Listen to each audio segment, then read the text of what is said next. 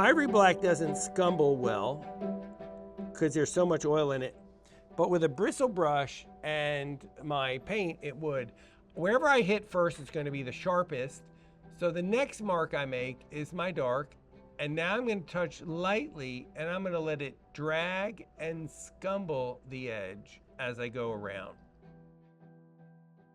So what I've noticed with Sargent is when the paint, there's different kinds of marks that you make in the painting. And I'm so excited about going to Boston because we're going to get to see the real painting and I'm going to get real photographs.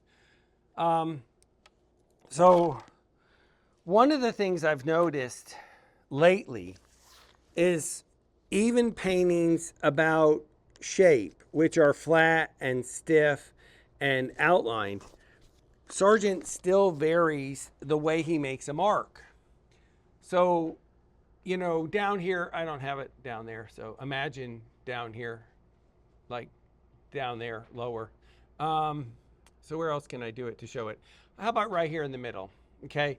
So there's a black area, and I'll just do it with ultramarine blue burnt sienna. So my ultramarine blue burnt sienna is a go-to black for the old masters. It's not as black as ivory black. I sort of saved that to the last day. In fact, I'm seeing some brown now that I'm looking at the painting for the first time, even though I painted this. We'll just leave that alone and not go there. Yeah, just cut that part out. I'm actually seeing some brown on the edges right here. And so I'm going to go ahead and put in the brown and maybe even thin it out. And this is something that has nothing to do with today's talk, but it stays in line with what we're doing. We've been talking about this transparent yellow oxide, the burnt umber colors in shadows that don't belong. You know, it's a blue-green color, and I'm seeing, in this old master, I'm seeing burnt umber. And a green shadow should be blue-green. And yet I'm seeing burnt umber in this old master, and it's beautiful. I don't know if it's because Sargent and Monet would juxtapose the opposite color in their shadows. So they would always, if it was a blue shadow, they stick a little orange in it. If it was a red shadow, they stick a little green in it. It's in their words. It's in letters they wrote. It's in both of them. I don't know if it's because when you stare at a color too long, your brain says you're overstimulating that color and it makes the other two cones see the color that's not there. So were they staring at a landscape, at the shadow so hard and so intently that they were shutting down the 25 seconds that you have, and you run out of chemical through the optic nerve, and the other cones tell the brain, you know, or the brain tells the other cones, show him the compliment, he's calm. He's a little out of whack with coffee, caffeine, and visual stimulation with color. Okay, so all of a sudden, for the first time, I'm seeing brown on the shirt. So I'm gonna make you see brown in the shirt. It would have been better over something white, but I'm sensing there's a little brown in there. So there, now you see brown. Okay, the drawing's not right, but I don't really care. Okay, so I don't understand this. I don't know what they're doing with it, but I'm seeing it in transparent colors in a lot of the old masters, and it's really doing a great job. And you even sense the hint of the brown running through his jacket in places. Okay, so that's not our talk, but that does go with this whole thing. Now, how much can you get away with? I don't know. You know, the secret is get away with, because I don't think the brown was there. And I don't know if it falls under the realm of this global universal thing. You can only paint a shadow with transparent colors, and Monet says that's not true. And yet, when you do it, it's more beautiful. So can you do both? Sure, and that was the last week's videos, the plural videos I sent. So there's the brown, and you know, it did give it an airiness to it. It gave it a little depth. It's their own color. It would have been great burnt umber without black underneath it. Well, but my brain was so focused on showing shape, I wasn't able to see the other things going on in the painting. So we're all at a different stage. So this Sargent show could be the best time in your life to see it. Because you know the part that I hold off till last? Texture. because I think it has to be deliberate. And your eye is ready to see it. It's almost like I'm allowing you to see it. You know, you've been working on this, running around the track at the Kentucky Derby for so long, it's time to run. That's you, Margaret, right? Ready to run, ready. Okay, so as I paint this, I use a bristle brush, and I go in here with some of my opaque color or my black from Ultramarine Burnt Sienna, and then I may just take, usually this would be wet, and I would just, with wet gray, and I would just fan the two edges. And that's one way, even though it's about shape. Now, why does this help when it's about shape? Well, it helps because I don't want the interior shape standing out. I need the silhouette from 100 yards away to stand out. If each arm, each eyelid, each thing stands out, I lose the shape. Does that make sense? So this didn't hurt a bit to lose this. So it had to pass a checklist for me. I just didn't do it. Does that make sense? Everything's passing a checklist. I still want to know why Sargent stood away from 20 feet away and made 3 strokes and then stepped 20 feet again. Why does he go through such a rigorous exercise? Is it because he liked cheesecake and had to work it off during the day? And wine?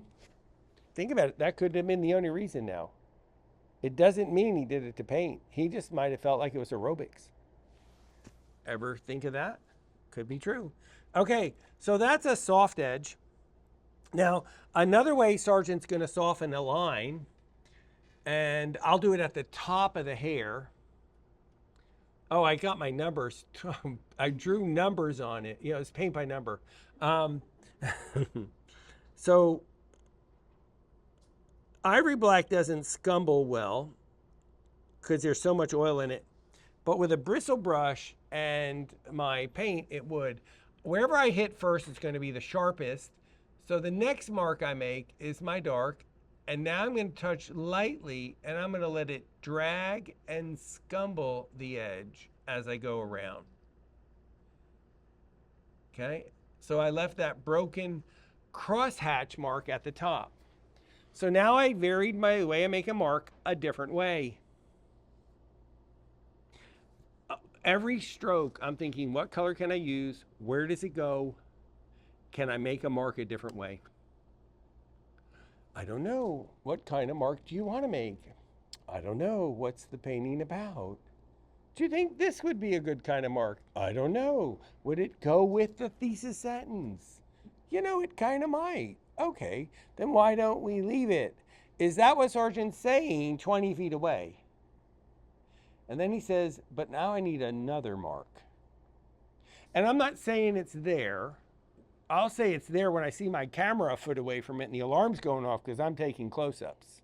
I can't wait for Boston. Some of the greatest paintings ever. Lady, Andrews, Agnew, both those paintings are amazing. I mean, breathtaking. So the next mark is, I'm getting to the demo, Margaret. Just be patient. Okay. So the next mark is to take a sable brush. And I use a little medium. And in this case, I'm going to use oleo gel. But sometimes oleo gel doesn't dry if I thin it too much. So I've taken a little Gal Kid. Let me turn this one on. Yeah, it's okay. Oni saw me grab black. Big deal.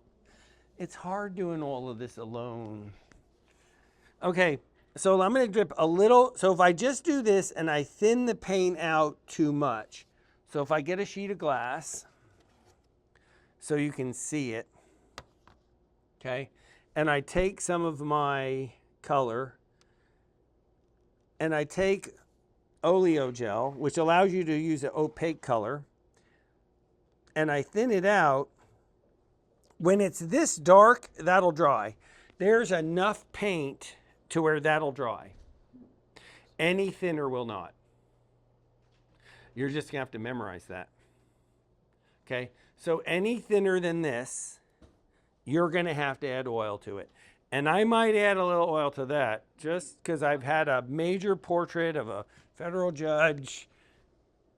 A whole right side of his robe was just took down a little bit with glaze, and 10 days later it was still wet and I needed to paint. I meant I would add Galkid to it, yes. Okay, so what I do is I take the color, I put it down. Now, so let me start in the beginning. Quite often my brush is clean. This is how it would have started. I'll dip into the Galkid and I'll wipe it off the brush so it's not dripping. So I wipe the edge off. That's the reason I clean it, because if I wipe the edge off, it turns it red, green, or blue. Then I put it down on the glass. I wipe it off. I grab my oleo gel.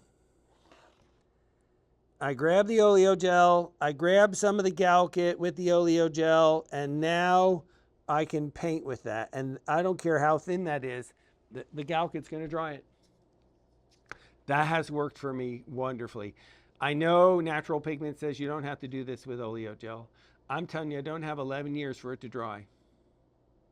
So I'm having a hard time believing what they said. All I can tell you is what's happened to me. And adding a little Galkid's not hurting it. And my Galkid usually has stand oil in it too. So I'm going to get out of here.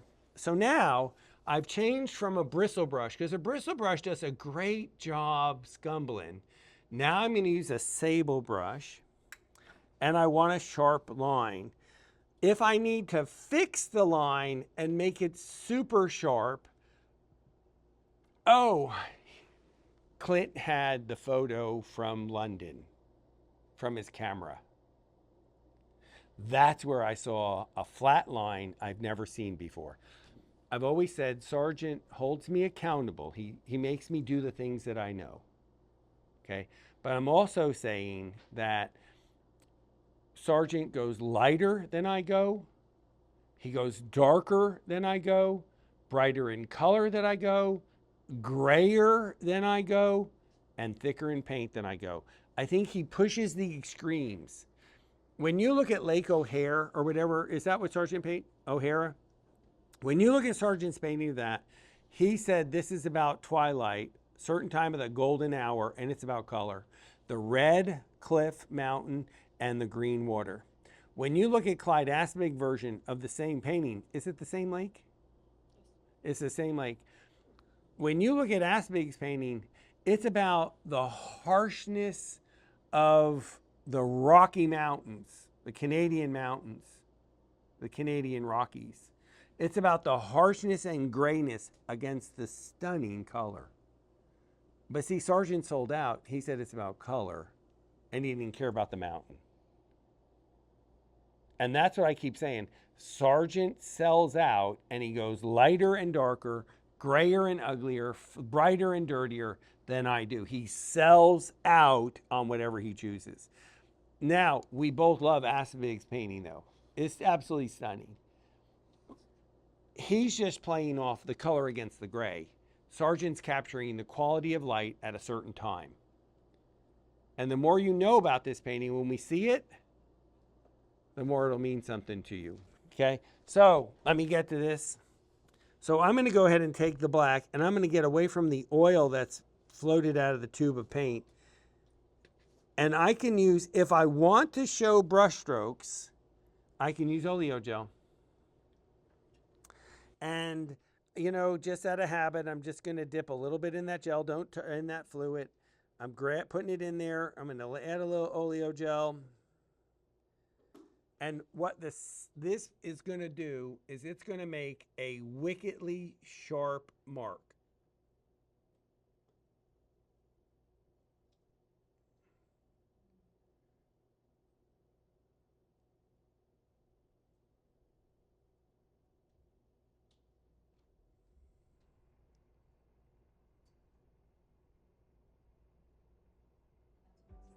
Yeah, I get a sharper, flatter line with a sable. And then I blend it out. And I think Sargent's going to make some of his marks with a sable line because it's sharper than anything else. So now I can fan an area, I can paint and blur an area, I can scumble an area, I can make a sharp area with a sable brush. Okay, there's another way, and that's the demo right here coming up. Now you can start taking notes. You were bored.